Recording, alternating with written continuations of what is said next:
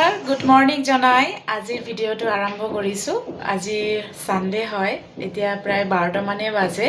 তো মই আজিৰ ব্লগটো এতিয়াৰ পৰাই ষ্টাৰ্ট কৰিলোঁ, কাৰণ ৰাতিপুৱা মই বহুত বিজি হৈ আছিলোঁ, তো ষ্টাৰ্ট কৰিব পৰা নাই।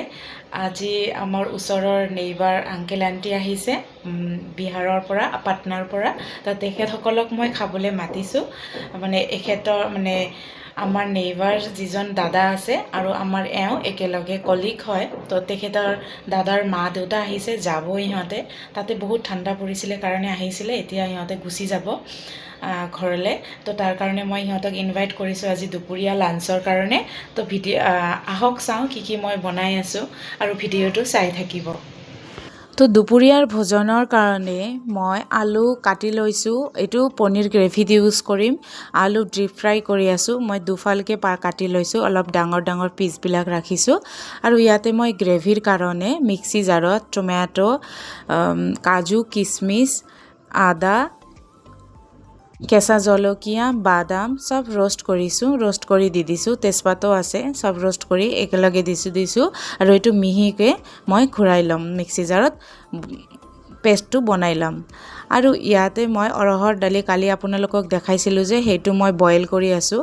এইটো বইল কৰি এনেকৈ বইল কৰি মই বনালে দালিটো টেষ্ট বেছি পাওঁ, প্ৰেছাৰ কুকাৰত নিদিওঁ। আৰু পনীৰ বইল কৰি ল'ম নিমখ দি। ইফালে ল'ৰাই খেলি আছে। আৰু চবতকৈ আজি দুখ লাগি আছে এইটো কাৰণ মই আজি কাপোৰ ধোৱাই নাই। ইমান ধুনীয়া বতৰ হৈ আছে আজি ৰাতিপুৱাৰ পৰা। ৰ'দ উঠিছে, ঠাণ্ডাটো অকণমান লাগি আছে বাৰু, কিন্তু তথাপিও ৰ'দ দিছে যদিও মই কাপোৰ ধুব পৰা নাই, সেইকাৰণে মনটো বেয়া লাগি আছে। সদায় ধুওঁ, আজি অলপমান কামৰ চাপ বেছি হৈছে কাৰণে মই আজি এইটো কাম এভইড কৰিছোঁ। তথাপি ঠিক নাই, সন্ধিয়ালৈকে ধুব পাৰোঁ।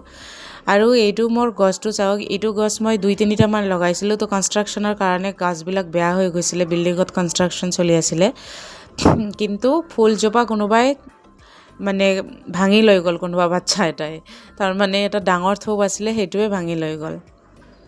বাৰু যি কি নহওক, গছজোপা আপোনালোকক দেখুৱাৰ কাৰণে যে চাওক, পুৰণা পাতবিলাক পৰি গৈছে, নতুন পাত হৈছে। চ' জীৱনটোও এনেকুৱা, বেছি টেনশ্যন ল'ব নালাগে। পুৰণা চব গুচি যাব, বেয়াবিলাক, আৰু ভালবিলাক আমাৰ জীৱনত এড হৈ থাকিব, সেইটোৱে আৰু। তো ইয়াতে নেক্সটৰ কাৰণে এইটো গ্ৰেভিটো মই ৰেডি কৰিলোঁ অলৰেডি। গ্ৰেভিটো ৰেডি হৈ আছে। আৰু ইফালে মই ভাজি অকণমান বনাই ল'ম পুৰিৰ লগত খাবৰ কাৰণে, কাৰণ সিহঁতে ভাতৰ লগত পুৰিও খায়।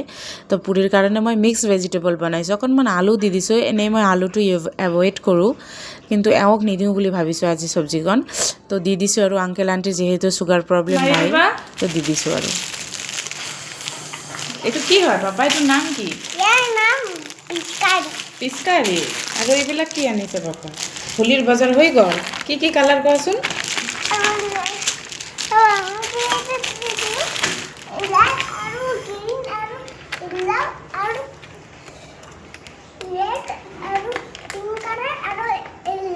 বাহ, তুমি চব ক'ব পাৰা।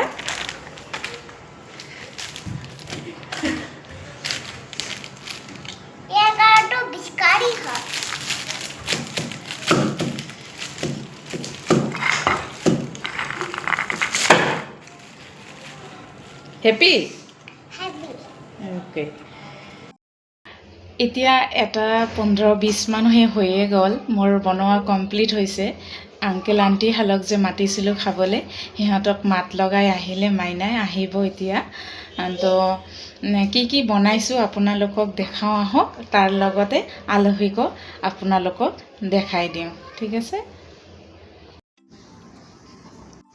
তো ইয়াতে মই পুৰি ভাজি থৈছোঁ একেলগে, আৰু ভাজিব আছে বাকী, কিন্তু গৰম ভাজি ল'লোঁ এইকেইখনমান। আৰু ইয়াতে মিক্স ভেজিটেবল, আৰু ইয়াতে পনীৰ গ্ৰেভিটো, যিটো পনীৰ বনাইছিলোঁ সেইটো গ্ৰেভি। ইয়াতে অকণমান তেল মছলা অলপমান কম ইউজ কৰিছোঁ, যাতে খাব পাৰে সিহঁতে। আৰু ইয়াতে দালিটো বনাই লৈছোঁ। দালিটো পুৰিৰ লগত খাব পৰাকৈহে বনাইছোঁ, জ্বলা অকণমান কম দিছোঁ।